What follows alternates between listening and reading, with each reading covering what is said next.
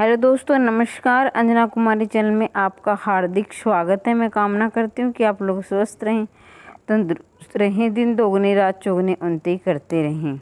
अगर आप टीचर से संबंधित जानकारी प्राप्त करना चाहते हैं या प्रीवियस ईयर पेपर करना चाहते हैं तो चैनल को सब्सक्राइब करें, बेल आइकन को दबाएं ताकि मेरे द्वारा डाली गई हर वीडियो का नोटिफिकेशन आप तक पहुंच सके और अपने दोस्तों तक अवश्य शेयर करें ताकि ज़्यादा से ज़्यादा कैंडिडेट इसका फ़ायदा उठा सकें।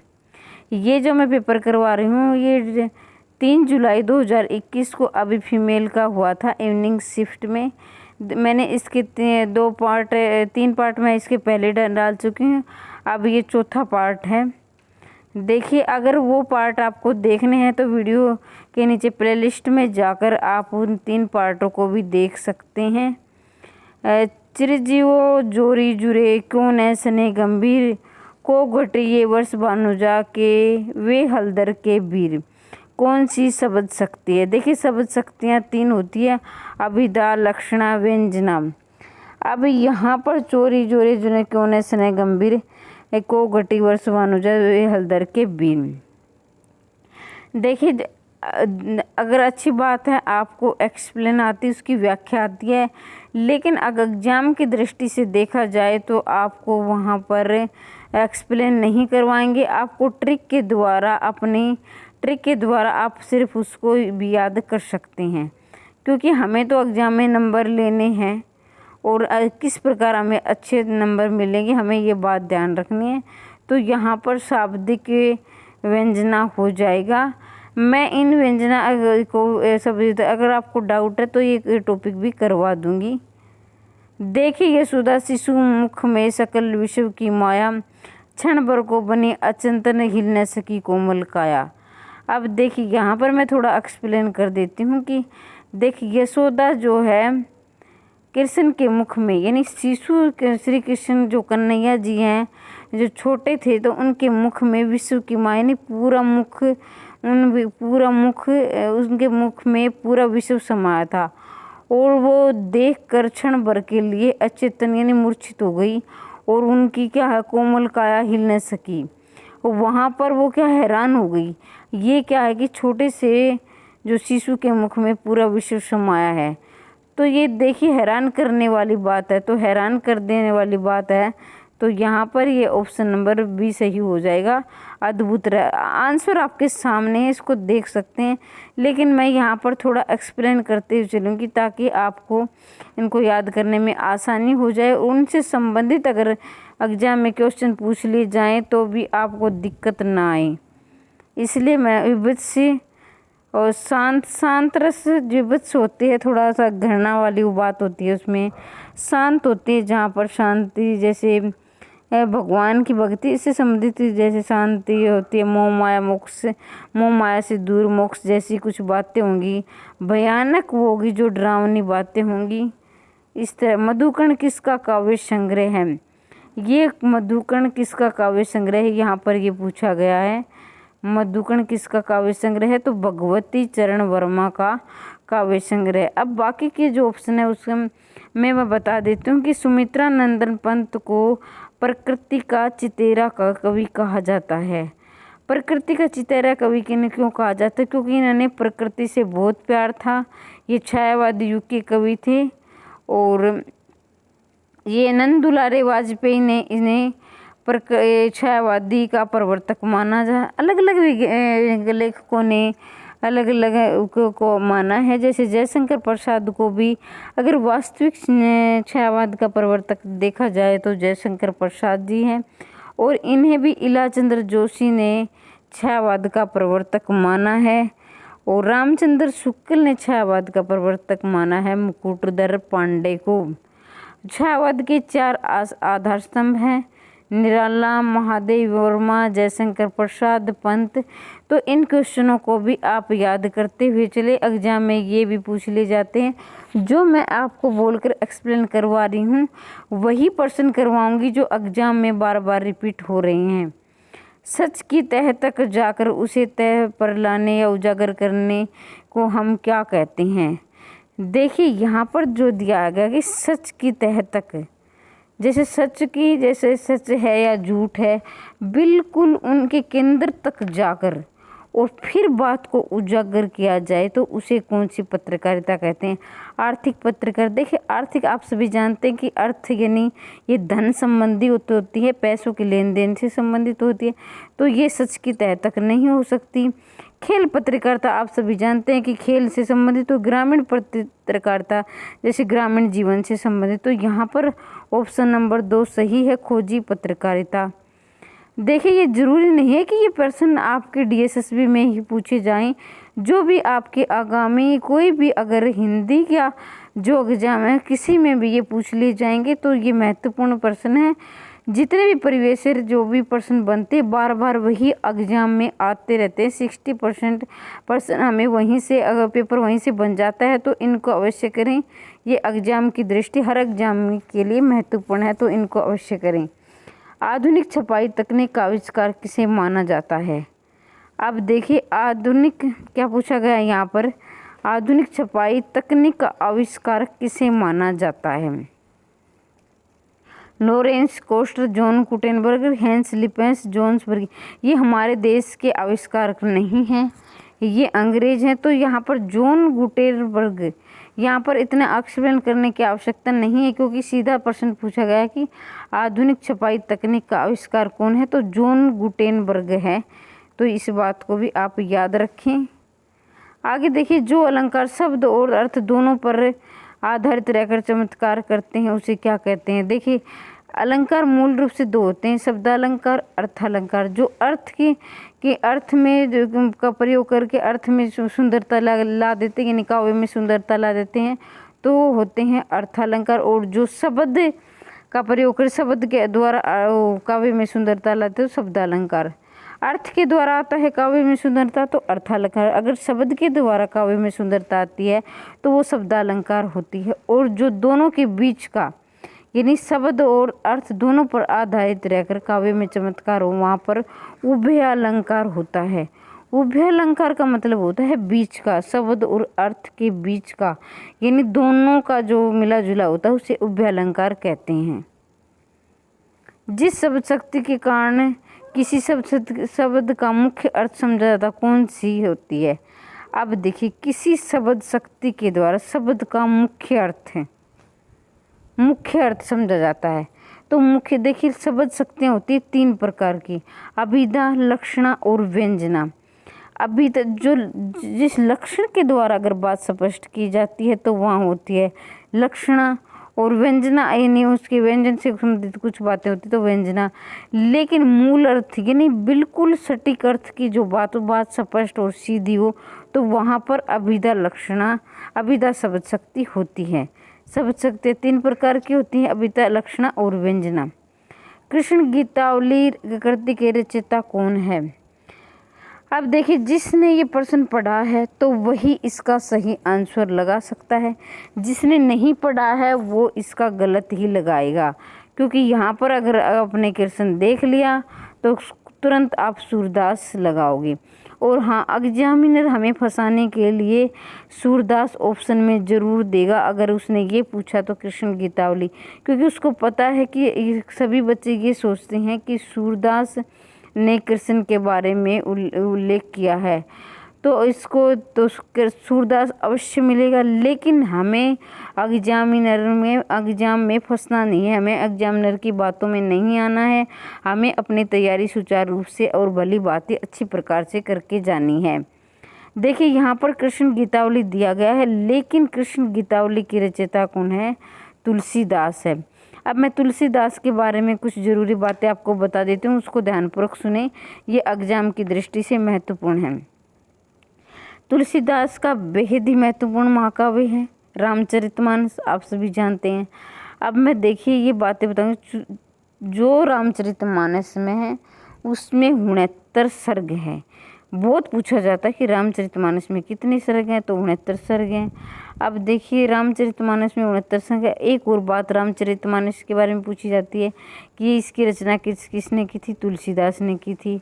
अब कौन सा ऐसा महाकाव्य है जिसमें सबसे अधिक टीकाएँ लिखी गई हैं? तो वो है रामचरितमानस है। रामचरितमानस में सबसे अधिक टीकाएं लिखी गई थी। और उसके बाद रामचरितमानस के बाद सबसे ज़्यादा टीकाएं किसकी थी, तो ये बिहारी सतसई है, उसमें सबसे ज़्यादा टीकाएं लिखी गई थी। लेकिन नंबर 2 पे रामचरितमानस पहले नंबर पे, उसके बाद आएगा बिहारी सतसई। अब सूरदास के बारे में हम बात कर लेते हैं। सूरदास को वात्सल्य रस का सम्राट कहा जाता है और सूरदास ने कृष्ण के बारे में उल्लेख रचना की है। देखिए, तुलसीदास ने ब्रज और अवधी दोनों भाषाओं में रचना की है, लेकिन सूरदास ने क्या की है, ब्रज भाषा में। अब जो है तुलसीदास ने सूरदास से प्रभावित होकर ब्रज भाषा में रचना की थी। तुलसीदास ने ब्रज भाषा में रचनाएं सूरदास से प्रभावित की थी। जो नंददास है ये अष्टछाप के कवि हैं। आशा करती हूँ कि आपको समझ में आ रहा है। अगर किसी भी प्रश्न में अगर आपको डाउट है तो आप कमेंट बॉक्स में अवश्य लिखें, मैं उसको अच्छी प्रकार से और एक्सप्लेन करवाने की कोशिश करूँगी। वह आता 2 टूक कलेजे के करता, पछताता पथ पर आता, पेट पीठ दोनों मिलकर एक चल रहा लकुटिया टेक, मुट्ठी भर दाने को भूख मिटाने को, मुंह फटी पुरानी झोली को फैलाता, 2 टूक कलेजे के करता, पछताता पथ पर आता। सबसे पहले बात मैं आपको ये बता दूं कि पंक्तियां कहाँ से ली गई हैं, इसके रचयिता कौन, तो ये पंक्तियां हैं भिक्षुक कविता से। भिक्षुक कविता किसने लिखी थी, निराला ने लिखी थी। अब जो है आप सभी जानते हैं कि मुक्त छंद के जो रचयिता हैं, जो प्रयोग करता है वो है निराला। तो ये है मुक्त छंद में ये कविता की गई है। तो ये यहाँ पर ये इस बात को याद रखिए, भिक्षुक कविता के रचयिता कौन है, तो निराला है। और जो ये पंक्तियाँ कही गई है ये मुक्त छंद में कही गई हैं। इसके बाद देखिए भारतीय प्रेस की स्थापना कब हुई थी। भारतीय प्रेस की स्थापना हुई थी 4 जुलाई 1966 को। ऑप्शन नंबर 4 ठीक हो रहेगा। 4 जुलाई 1966 को भारतीय प्रेस की स्थापना हुई थी। अब देखिए आगे देखिए, उपमान और उपमेय। उपमान और उपमेय में अभिनय अभेद दिखा जाए कौन सा अलंकार होता है। देखिए सबसे पहली बात हमें ये देखिए कि उपमान में अभिन्नता यानी कोई भेद, भिन्न का मतलब होता है अलग अलग। और हम किसी भी शब्द के आगे अगर देखिए जो शब्द ऐसे बनता है तो वो ठीक है, लेकिन इस बात का देखिए कि अगर अर्थ को निकाल कर आगे अगर उपसर्ग लग जाता है तो वो क्या होता है, नेगेटिव यानी नकारात्मक में चला जाता है। तो यहाँ पर रहेगा उपमान और उपमेय में यानी कोई भिन्नता नहीं हो, कोई भेद नहीं हो, बिल्कुल समान। समझ में ना आए उपमान और उपमेय है कि ये दोनों एक दूसरे से मिला जुला, तो उसमें कौन सा अलंकार होगा, तो वहाँ पर होगा रूपक अलंकार। जैसे रूपक अलंकार होगा वहाँ पर, तो रूपक अलंकार जैसे मुख ही चंद्र है, तो यहाँ पर मुख है वही चंद्र है, तो यहाँ पर रूपक अलंकार। मानवीकरण अलंकार है जैसे प्रकृति है, पेड़ पौधे, प्रकृति के पेड़ पौधे या किसी पशु किसी के भी बारे में अगर मानव से संबंधित उदाहरण दिए जाएं तो उसे मानवीकरण अलंकार कहा जाता है। उत्प्रेक्षा अलंकार के मैं कुछ उदाहरण बता देती हूँ, कुछ उनकी ट्रिक बता देती हूँ आपको। कैसे शब्द मानो मनु जानो जनु, मानो मनु जानो जनु आदि शब्द से कोई अलंकार की कोई पंक्तियाँ हैं तो वहाँ पर उत्प्रेक्षा अलंकार होगा। अब देखिए उपमान, ये भेद अभेद ये पजल कर देते हैं बच्चों को, तो मैं यहाँ भेद अभेद के बारे में नहीं बताऊंगी।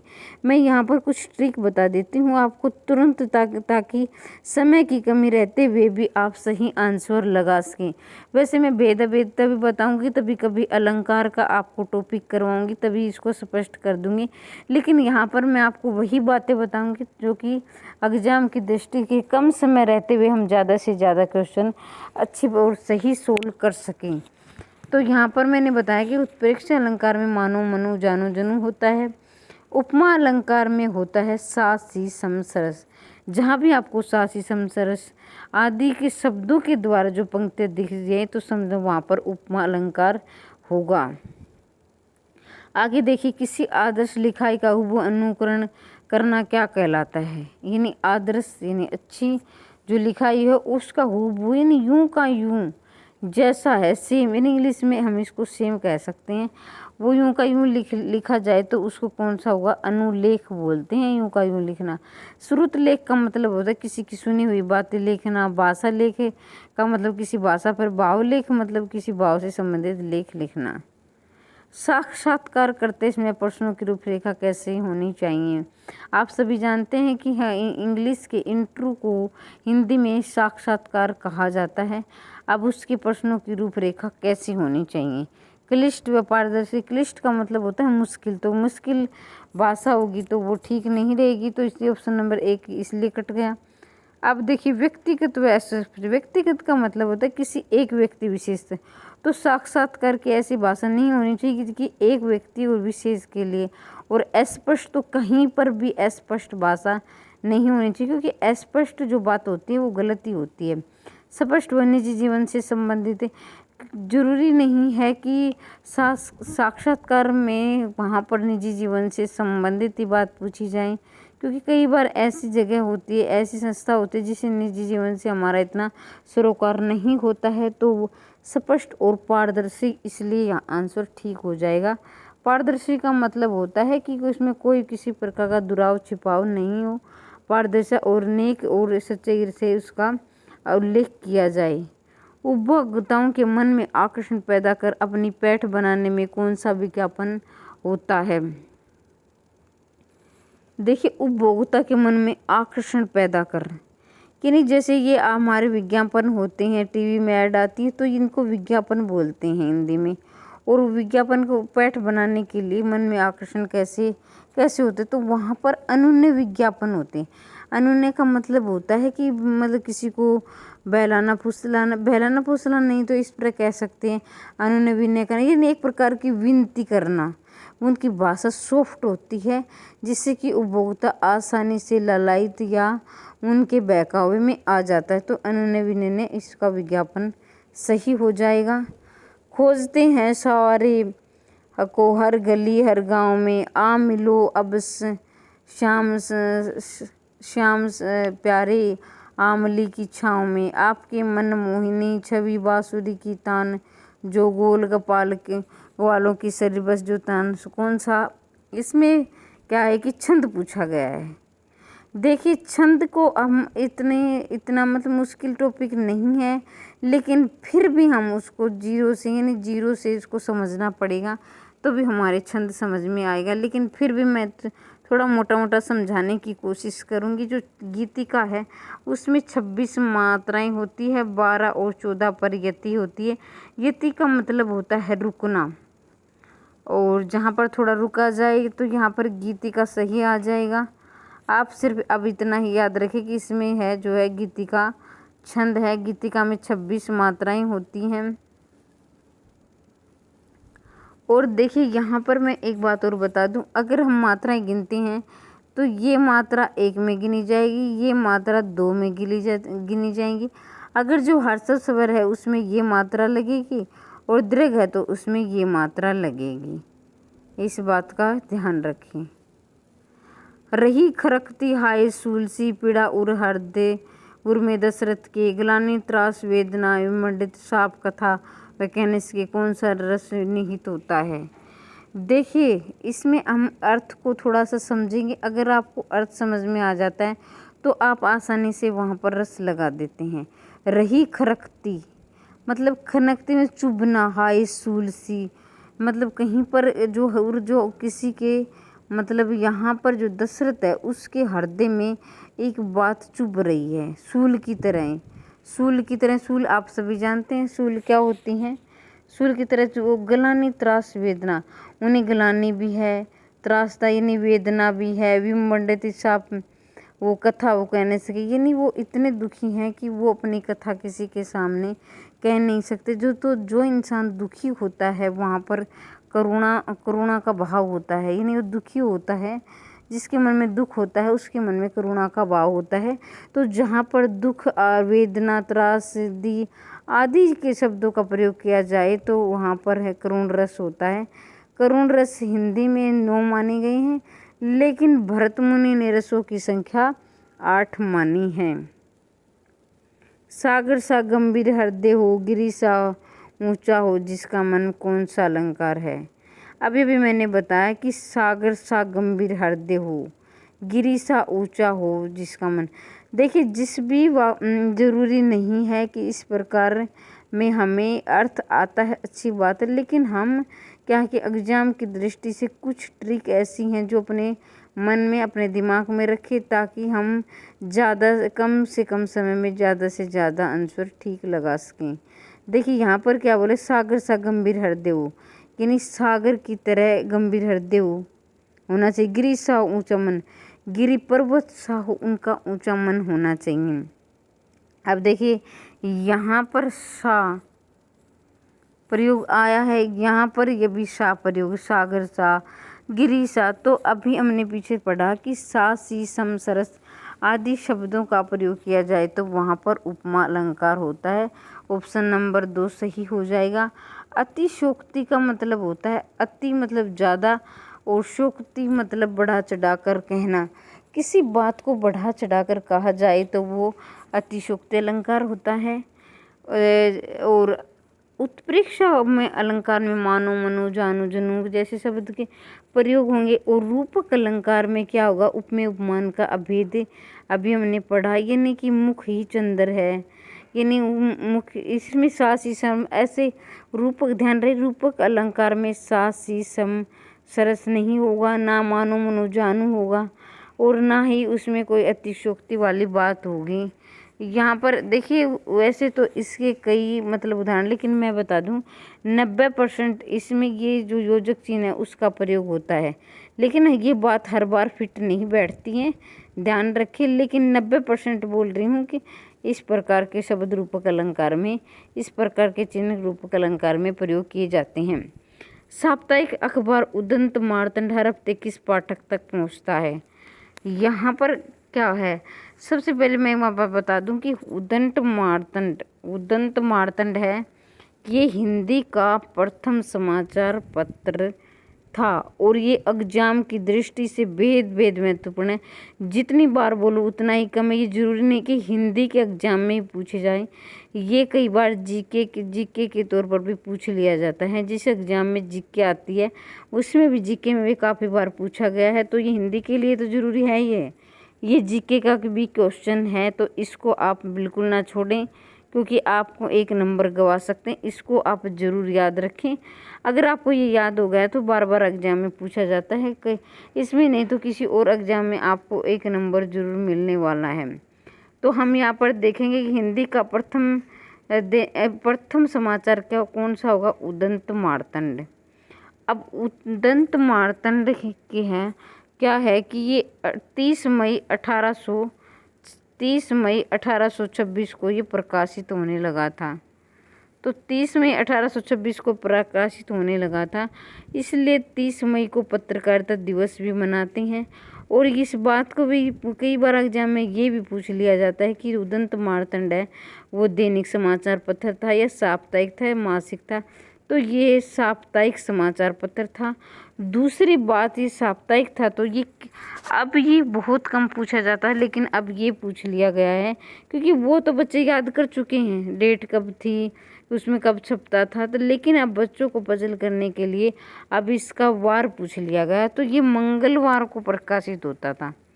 उदंत मार्तंड 23 मई 1826 को प्रकाशित होने लगा। 30 मई को पत्रकारिता दिवस मनाते हैं, और ये हिंदी का प्रथम समाचार पत्र है। और इसके साथ साथ ये भी पूछ लिया जाता है, तो ये भी यहाँ पर याद रखें, ये साप्ताहिक अखबार था, और सप्ताह में भी किस दिन छपता था, तो ये मंगलवार के दिन छपता था। अगर याद ना रहे तो देखिए यहाँ पर मार्तंड में मैं आ रहा है और इसमें भी मैं आ रहा है, तो मैं से मार्तंड, मैं से मंगलवार, ठीक है। अग्निपथ के वार चंदन चांदनी का देश किस पंक्ति में है। अग्निपथ के पार चंदन चांदनी का देश किसकी पंक्ति है, किस कवि की, कवित्री की पंक्ति है, तो ये है महादेवी वर्मा की पंक्ति है।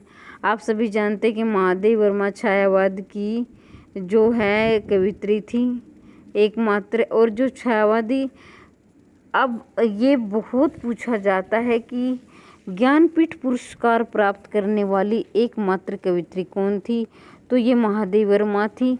1982 को इन्होंने 1982 को इन्हें यामा जो है इनकी जो रचना थी यामा, उनके लिए ज्ञानपीठ पुरस्कार प्राप्त हुआ था। उसके बाद क्या है, ये संपूर्ण साहित्य में प्राप्त होने लगा था ज्ञानपीठ पुरस्कार। इसे आधुनिक युग की मीरा भी कहा जाता है महादेवी वर्मा को। और हरिवंश राय बच्चन के बारे में बात करूँ तो हरिवंश राय बच्चन हालावाद के प्रवर्तक थे। देखिए, बताने में तो मैं आपको बहुत कुछ बता सकती हूँ, लेकिन समय की कमी के कारण फिर आप बोर हो जाओ कि मैडम क्या क्या बताने लगी। लेकिन कोशिश कर रही हूँ कि उसके इर्द गिर्द जो प्रश्न बनते हैं वो भी आपको क्लियर हो जाएं। मैं बताकर जब मैं बोलकर बता रही हूँ जो वो भी आपके एग्जाम की दृष्टि से महत्वपूर्ण है, तो उसको ध्यानपूर्वक सुने और वो अगर हो सके तो उसको आप नोट भी कर सकते हैं, ताकि आपके ये प्रश्न तो पक्के पक्के क्लियर हो जाएं। अगर आपको इस प्रश्न में किसी प्रश्न में डाउट है तो उसको वीडियो के नीचे कमेंट बॉक्स में अवश्य लिखें, ताकि मैं आने वाली वीडियो में उसको क्लियर करवा दूंगी। और ज़रूरी नहीं है कि ये D++ में ही पूछे जाएँ प्रश्न। है जो हिंदी की दृष्टि में जितने भी एग्ज़ाम हैं जहाँ पर हिंदी पूछी जाती हैं, तो उसके लिए भी आप इनको अवश्य तैयार कर लें। कर कानन कुंडल मोर पखा उर पे बनमाला विराजते में कौन सा अलंकार है? देखिए, यहाँ पर मैं बता दूं कि जो है उपमा में हमने पढ़ा सासी सरस सासी सरिस आदि शब्दों में जो शब्दों का प्रयोग वहाँ उपमा अलंकार। श्लेष का मतलब होता है चिपकना, जहाँ एक ही शब्द एक बार आए लेकिन